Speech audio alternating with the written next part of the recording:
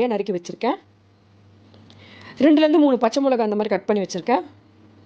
2 பெரிய பொட்டேட்டோஸ் வந்து 50% அளவுக்கு பாயில் பண்ணி இந்த மாதிரி கட் பண்ணி வச்சுருக்கேன். 1 கப் அளவுக்கு பச்சை பட்டாணி எடுத்து வச்சுருக்கேன். 2 ஸ்பூன் அளவுக்கு இஞ்சி, பூண்டு, பச்சை மிளகாய் இது 3மே வந்து ஒன்றா போட்டு அரைச்சி வச்சுருக்கேன், ஒரு பேஸ்ட் மாதிரி. இப்போ ஒரு கடாயில் வந்து 2 ஸ்பூன் அளவுக்கு நான் எண்ணெய் ஆட் பண்ணியிருக்கேன். எண்ணெய் நல்லா சூடானதுக்கப்புறம் 1 ஸ்பூன் அளவுக்கு சோம்பு ஆட் பண்ணிக்கிறேன்.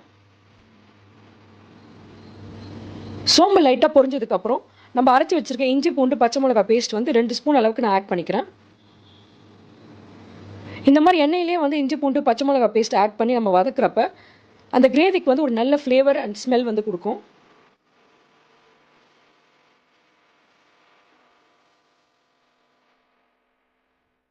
ஒன்றுலேருந்து 2 நிமிஷம் வந்து இந்த இஞ்சி, பூண்டு, பச்சை மிளகாய் பேஸ்ட் வந்து எண்ணெயில் வந்து நல்லா வதங்கட்டும்.